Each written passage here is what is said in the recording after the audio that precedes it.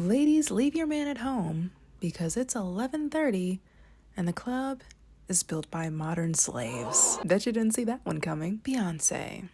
That name ring any bells? I'm sure some of you have heard of her. I've personally been a pretty big fan since I was a child. I really enjoyed her latest album, Renaissance. And when I heard that she was going to be performing live for the first time in over 4 years, I was ecstatic. I think Beyonce is one of the best live performers of this generation, that's without question. But then I heard this was going to be for a private, invitation-only event for the opening of luxury hotel Atlantis the Royal in none other than Dubai. And then I was like, oh no, Beyonce, not Dubai. And Beyonce wasn't the only celebrity that decided to live it up lavishly in Dubai that same weekend. Kendall Jenner was also in attendance, as well as Chloe and Halle, Ellen Pompeo, Nia Long, Letitia Wright, and Winston Duke, to name a few. The cosmetic brand Tarte also decided to send more than a dozen TikTok influencers to Dubai, I believe that same week. How fun. Ashley Wong of the Wall Street Journal notes that they were put up in private tented villas,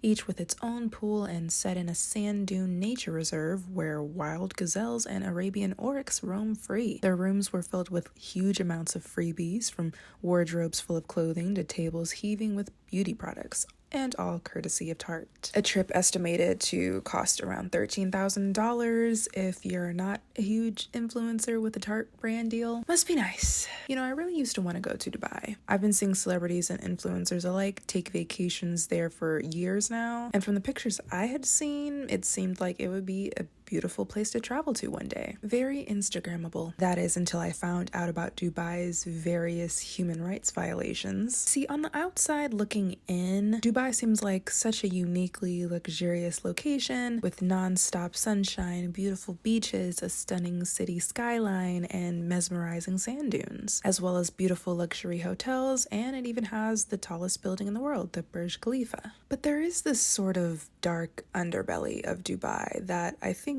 more people should be aware of. There's an incredibly eye-opening article by Joanne Hari from Independent that was released in 2009. And although it was written over 10 years ago, unfortunately, not much has changed when it comes to Dubai's blatant lack of decency for human lives. It seems the city has quite a knack for luring vulnerable people in, persuading them to move there, and then once they finally move there, their life becomes a living hell. In her article, Hari interviews a woman referred to as Karen Andrews, who shares her story about how she moved from Canada to Dubai due to her husband getting a job opportunity. And at first, everything was great. She states it was an adult Disneyland where Sheikh Mohammed is the mouse. Life was fantastic. You had these amazing big apartments, you had a whole army of your own staff, you pay no taxes at all. It seemed like everyone was a CEO. We were partying the whole time. After a while, she noticed that he was beginning to mismanage their finances and even starting to go into debt. She eventually came to find out that it was because her husband had been diagnosed with a brain tumor. Unfortunately, they continued to drown deeper and deeper into debt, and in Dubai, there is no bankruptcy. So if you go into debt and cannot pay off said debt, you're going to prison. Yeah, prison. And apparently, as soon as you quit your job in Dubai, your employer has to inform your bank. If you have any outstanding debts that aren't covered by your savings, then all of your accounts are frozen and you are forbidden to leave the country. Suddenly, our cards stopped working. We had nothing. We were thrown out of our apartment. Her husband was eventually arrested and sentenced to 6 months in prison at a trial he couldn't even understand because it was all in Arabic with no translation. Like, I can't imagine being in that position. At the time of that interview, this woman was living out of her car, technically living there illegally, just hoping that she would be able to last months until her husband got out of prison. The thing you have to understand about Dubai is nothing is what it seems, Karen says at last. Nothing. This isn't a city, it's a con job. They lure you in telling you it's one thing, a modern kind of place, but beneath the surface, it's a medieval dictatorship. And this doesn't seem to be a rare one-off. Hari notes that all over the city, there are maxed out expats sleeping secretly in the sand dunes or the airport or in their cars. That doesn't seem good. You know what else doesn't seem good? Treating your low-class migrant workers like modern slaves. That's also not good. There are 3 different Dubais, all swirling around each other. There are the expats like Karen, there are the Emiratis, headed by Sheikh Mohammed, and then there is the foreign underclass who built the city and are trapped here. They are hidden in plain view. You see them everywhere, in dirt-caked blue uniforms being shouted at by their superiors like a chain gang, but you are trained not to look. It is like a mantra. The Sheikh built the city. The Sheikh built the city. Workers? What workers? Hari speaks with Sahinal, a 24-year-old from Bangladesh. 4 years prior, an employment agent stopped by his village and made him an offer he couldn't refuse. He told the men of the village that there was a place where they could earn 40,000 taka a month, 400 pounds, just for working 9 to 5 on construction projects. It was a place where they would be given great accommodation, great food, and treated well. All they had to do was pay an upfront fee of 220,000 taka, 2,300 pounds, for the work visa, a fee they'd pay off in the first 6 months, easy. So Sahinal sold his family land and took out a loan from the local lender to head to this paradise. As soon as he arrived at the airport, his passport was taken from him by the construction company. He was told that he would now be working 14-hour days in the desert heat, all for just 90 pounds a month, less than a quarter of what he was promised. If you don't like it, the company told him, go home. But how can I go home? You have my passport and I have no money for the ticket, he said. Well, then you'd better get to work, they replied. I mean, my God. How is this acceptable? Not to mention the living conditions for these workers are abysmal. They were staying in what was described as a concrete cell with bunk beds where 12 of them are cramped in there like sardines, and it stinks because of the holes in the ground where they are forced to shit and piss. Oh, and there's no air conditioning or fans.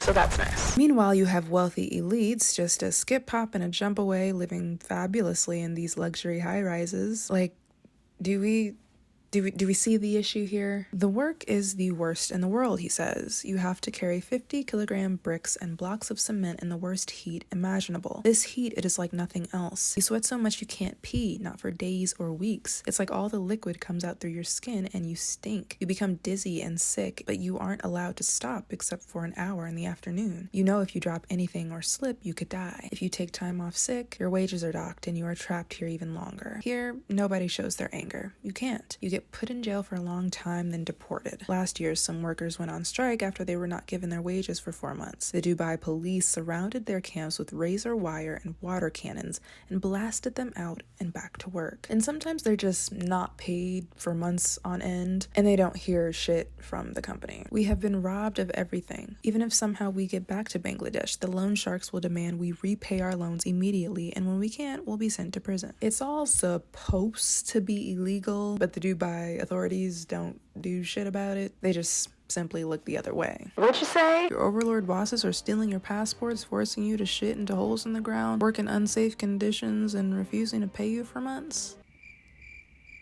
Shut up. No, they aren't. Ungrateful peasants. Anyway, everybody needs to move to Dubai. It's great. We have tax-free income and Beyonce. Let's also real quick just talk about the damage that this city is doing to the environment. This is a desert we're talking about, right? Dubai has no usable water, so instead they opt to drink up the sea. The Emiratis' water is stripped of salt in vast desalination plants around the Gulf, making it the most expensive water on Earth. It costs more than petrol to produce and belches vast amounts of carbon dioxide into the atmosphere as it goes. It's the main reason why a resident of Dubai has the biggest average carbon footprint of any human being, more than double that of an American. And if they were to, for some reason, run out of water, they'd be fucked. You know what's also fucked? The shit in their sea. Hari spoke with an American woman working for one of the big hotels who wanted to remain anonymous in fear that she'll be deported for speaking out against Dubai, because free speech doesn't really seem to be a thing here either. That's great. It started like this. We began to get complaints from people using the beach. The water looked and smelled odd, and they were starting to get sick after going into it. So I wrote to the ministers of health and tourism and expected to hear back immediately, but there was nothing. Silence. I hand-delivered the letters. Still nothing. The water quality got worse and worse. The guests guests started to spot raw sewage, condoms, and used sanitary towels floating in the sea, so the hotel ordered its own water analyses from a professional company. They told us it was full of fecal matter and bacteria too numerous to count. I had to start telling guests not to go in the water, and since they'd come on a beach holiday, as you can imagine, they were pretty pissed off. She began to make angry posts on the expat discussion forums, and people began to figure out what was happening. Dubai had expanded so fast its sewage treatment facilities couldn't keep up. The sewage disposal trucks had to queue for 3 or 4 days at the treatment plants, so instead they were simply drilling open the manholes and dumping the untreated sewage down them so it flowed straight to the sea. Again I say, my God. Just wow. What I learned about Dubai is that the authorities don't give a toss about the environment, she says, standing in the stench. They're pumping toxins into the sea, their main tourist attraction, for God's sake. If there are environmental problems in the future, I can tell you now how they will deal with them. Deny it's happening, cover it up, and carry on until it's a total disaster. As she speaks, a dust storm blows around us as the desert tries slowly, insistently, to take back its land. Okay, so we got trapping expats. Check. Horrific working conditions akin to modern slavery. Check. Causing further harm to the environment. Check. What am I forgetting? Oh yeah, you can be imprisoned for 10 years for being gay. Now granted, there are gay people still living there that frequent some low-key gay social clubs, but Jason Akunde of The Guardian makes an important point. Defenders among Beyonce's fan base have also noted that there have been no recorded arrests, prosecutions, or state punishments for same-sex sexual activity in the UAE since at least 2015, but it bears stating that 88.1% of UAE's total population is made up of migrant workers. What this means in practice, as research by the London School of Economics has shown, is that both gay Emiratis through citizenship and wealthy migrant workers through class have been privileged enough to effectively navigate UAE's underground gay social scene while evading Emirati authorities. But for poorer queer migrant workers from India, Bangladesh, Egypt, and the Philippines, many of whom are undocumented or were denied birth certificates, it cannot be assumed that a lack of recorded prosecutions means that the UAE has been safe for them. The issue of migrant labor adds an additional dimension to conversations on the ethics of concerts. It's as much about where Beyonce performs as who she's performed for and who she's accepted money from, namely business magnates whose activities are inextricably linked with the state and aggravate the worst excesses of inequality and exploitation. The UAE has laws and initiatives to protect migrant workers, and yet allegations are rife that much of Dubai's luxury playground has been built under appalling conditions amounting to indentured servitude. The specific labor conditions behind the construction of Atlantis the Royal, owned by Cursor International, which has an estimated yearly revenue of $3.1 billion and was founded by the late South African business magnate Sol Kerzner, are unknown. But with the investment core of Dubai, the Emirati Sovereign Wealth Fund, purchasing a stake in Kerzner in 2014, there is a direct shared interest between the state and the building of luxury hotels. That a hypothetical wealthy gay Emirati might enjoy seeing Beyonce perform is of little relevance to this material reality. Renaissance's lead single, Break My Soul, may have been billed as the pro-worker Great Resignation anthem of last summer, but it is muted when money talks. Even ardent Beyonce fans should find it hard to be surprised, as author and broadcaster Emma DeBreary wrote of Beyonce and Jay-Z's 2022 Oscars after-party crossing the picket line of Chateau Marmont workers. Wealthy celebrities are untroubled by the inconvenient demands of exploited workers, though in the case of Atlantis, workers don't have a voice or forum for complaint due to the UAE's lack of trade unions. And yet, many fans still prostrate themselves to defend her, unwilling to countenance the capitalist realities of her project as if it might undermine their love for her deeply felt music. It's not a contradiction for both to coexist. Why not have it both ways? Beyonce certainly does. Damn. Mic drop, baby. Well said. And can we maybe not try and compare the US's anti-LGBTQ plus legislation to a country where it's literally a crime to be gay? Like, can we not? As someone from the good old Midwest, of course I understand that the US is far from perfect and there are still plenty of areas, especially more rural areas, where it is unsafe to be gay or to be trans. But is it illegal though? Do you see how much of a dumb fucking argument that is? For the love of God, let's use our brains for more than 10 seconds and not consistently go out of our way to defend billionaires. It's tired, I'm tired. Like I said, I love Beyonce's music, and I will probably, goddammit, I will try my best to scrape together some coin to go see her on tour for this new album because, bitch, I haven't seen Beyonce since 2007, so I deserve this. But this wasn't it, sis. It wasn't it. She was reportedly paid around $24 million to perform for this hotel. Did she need this $24 million? As a billionaire, was she in desperate need for this money? No. The answer is no. And even if one did need the money, would you rather have money or your integrity? Quite a difficult choice, I know. I think she would have been just fine had she not performed for this dusty, musty, crusty ass hotel and subsequently supported and enabled this dusty, musty, crusty ass country that treats its expat citizens like shit, treats its workers like dog shit, imprisons those that are not cis-het presenting, and ultimately doesn't even really give a shit about its own natives or the people that vacation there, since they have no problem dumping literal shit into their sea. Sick beach, bro.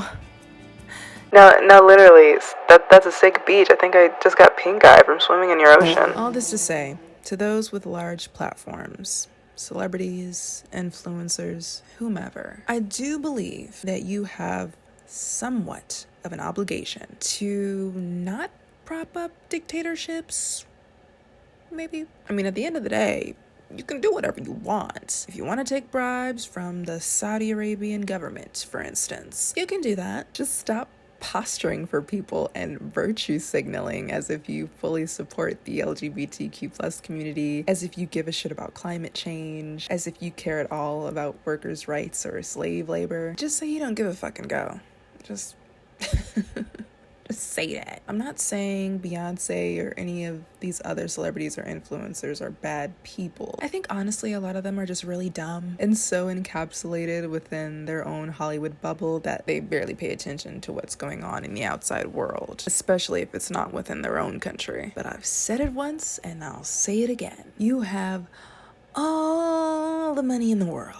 You have access to so much. Maybe use a bit of that money and access to educate yourselves more so you don't look so fucking stupid all the time. I mean, if nothing else, just do it to try and avoid the wrath of cancel culture. Scary, horrible cancel culture that's actually not new at all and has been a thing for centuries, but is out to get you and only you at all times. Yeah, that's all I wanted to say. I highly recommend reading the full article from The Independent. Like I said, it's from 2009, but still really relevant and eye-opening. If you enjoyed this video, please give it a like to appease the algorithm gods. Subscribe if you want to see more of me. Thank you guys so much for 200 subscribers, and now we're almost at 300, which is insane. I'm super excited to be forming a little community over here, and hopefully we can just continue growing. Please let me know your thoughts below, and remember to only visit Dubai when there are pigs flying outside with cute little angel wings. Bye.